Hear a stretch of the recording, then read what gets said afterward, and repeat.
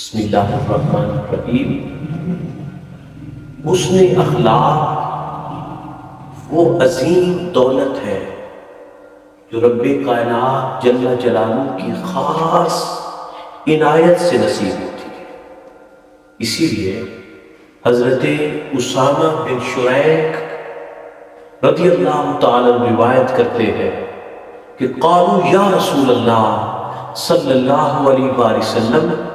ما خیر ما اوتی العبد، عرض کیا گیا یا رسول اللہ صلی اللہ تعالی علیہ وآلہ وسلم، ایک انسان کو سب سے بہتر کون سی چیز عطا کی گئی ہے، اس کو سب سے بہتر کون سی نعمت ملی ہے اور کیا چیز اس کو عطا کی گئی ہے؟ قال خلق حسن، تو حضرت اسامہ روایت کرتے ہیں سنن ابن ماجہ میں کہ حضور صلی اللہ تعالی علیہ وآلہ وسلم نے فرمایا کہ ایک انسان کو جو چیز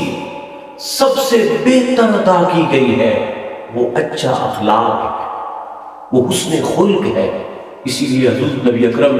صلی اللہ علیہ وآلہ وسلم روایت کر فرماتے ہیں، آپ سے روایت ابو ہریرہ روایت کرتے ہیں کہ حضور نبی پاک صلی اللہ علیہ وسلم نے فرمایا انما بعثت لاتمم مکارم الاخلاق، آپ نے فرمایا اللہ تعالیٰ نے مجھے مبعوث فرمایا ہے، مجھے اس دھرتی پہ بھیجا ہے تاکہ میں اعلیٰ اخلاق کی تکمیل فرماؤں۔ حسن اعمال، حسن اخلاق، حسن کردار کی تکمیل کے لیے پروردگار عظیم نے مجھے اس کائنات پہ مبعوث فرمایا۔ اور حضرت ابو ہریرہ سے ہی روایت ہے حضور صلی اللہ علیہ وسلم نے فرمایا انما بعثت لاتمم صالح الاخلاق، فرمایا مجھے اللہ تعالیٰ نے مبعوث اس لیے فرمایا ہے تاکہ جو اخلاق کی گراوٹیں ہیں ان کو ختم کر کے اور صالح اخلاق کی تعمیل، تکمیل اور صالح اعمال کو، اخلاق کو اس کائنات کو سکھانے کے لیے اللہ نے مجھے مبعوث فرمایا۔ اور آقا کریم صلی اللہ علیہ وسلم کی زوجہ محترمہ ام المؤمنین حضرت بی بی عائشہ صدیقہ روایت کرتی ہیں کہ حضور صلی اللہ علیہ وسلم نے حسن اخلاق کی فضیلت بتاتے ہوئے اور اس کی اہمیت کو اس کائنات پہ واضح کرتے ہوئے حضرت نبی اکرم صلی اللہ علیہ وسلم نے فرمایا ان الرجل لیدرک بحسن خلقہ درجۃ الصائم القائم، فرمایا ایک آدمی اچھے اخلاق کی بدولت اس مقام پہ پہنچ جاتا ہے جو مقام لگاتار روزوں اور سجدوں کی کثرت سے، صوم و صلات کی پابندی سے جو مقام ملتا ہے، اللہ پاک حسن خلق کی بدولت وہ مقام عطا فرما دیتے ہیں۔ اور حسن اخلاق ہی ہے کہ حضور تاجدار کائنات صلی اللہ علیہ وآلہ وسلم نے ان کی اہمیت کو واضح کرتے ہوئے یہاں تک کہ فرمایا کہ جب آپ کی بارگاہ میں سوال کیا گیا کہ یا رسول اللہ صلی اللہ علیہ وسلم نیکی کیا ہے اور بدی کیا ہے، آپ صلی اللہ علیہ وسلم نے جب نیکی کی بات کی تو آپ نے فرمایا البر حسن الخلق، کہ نیکی تو حسن اخلاق کا نام، نیکی حسن خلق کا نام۔ اور بڑی خوبصورت بات ہے، علماء کرام فرماتے ہیں اور صاحب تفسیر کبیر حضرت علامہ فخر الدین رازی رحمت اللہ تعالی علیہ فرماتے ہیں کہ خلق کسی آدمی کی جب کوئی عادت بن جائے، کوئی نیک عمل اس کی نیچر بن جائے، اس کی عادت بن جائے،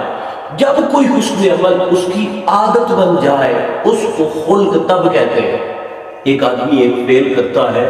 مثلا سچ بولتا ہے، بالتکلف بولتا ہے، ایک آدمی جھوٹ سے اجتناب کرتا ہے، سچائی کو اختیار کرتا ہے، دیانتداری کو اختیار کرتا ہے، سخاوت کو اختیار کرتا ہے، لیکن یہ سارے اعمال بالتکلف کرتا ہے تو یہ خلق نہیں کہلائے۔ خلق کا یہ درجہ تب پائیں گے جب ان اعمال کی انجام دہی میں انسان کو تکلف سامنے نہ آئے، اس کی یہ نیچر بن جائے۔ اس کی یہ اعمال عادت بن جائیں، بغیر تکلف کے سچ ہو، بغیر تکلف کے دیانتداری پائی جائے، بغیر تکلف کے اس کے اندر سخاوت کا پہلو پایا جائے،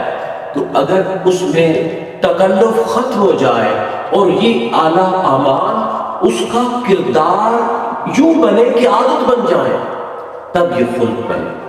اور آقا کریم صلی اللہ علیہ وآلہ وسلم اس کی اہمیت یوں بتاتے ہیں، فرمایا البر، تم نیکی کے بارے میں پوچھتے ہو، حسن الخلق، اخلاق کا سڑ جانا نیکی ہے۔ انسان کے اعلیٰ اخلاق جو ہے ان کا اسے مل جانا، اخلاق میں حسن آ جانا، اس کے کردار میں حسن آ جانا، اس کے اخلاق میں ایک خوبصورتی کا پیدا ہو جانا، اور میں نیکی تو ہے ہی ہے۔ اور آقا کریم صلی اللہ علیہ وآلہ وسلم نے گناہ کی تعریف میں بھی بڑا خوبصورت کلمہ استعمال فرمایا، بڑے پیارے کلمات ہیں۔ آپ نے فرمایا ما حاک فی صدرک وکرہت ان یطلع علیہ الناس، فرمایا گناہ یہ ہے جس سے انسان کے اندر کھٹکا پیدا ہو جائے اور انسان اس فکر میں چلا جائے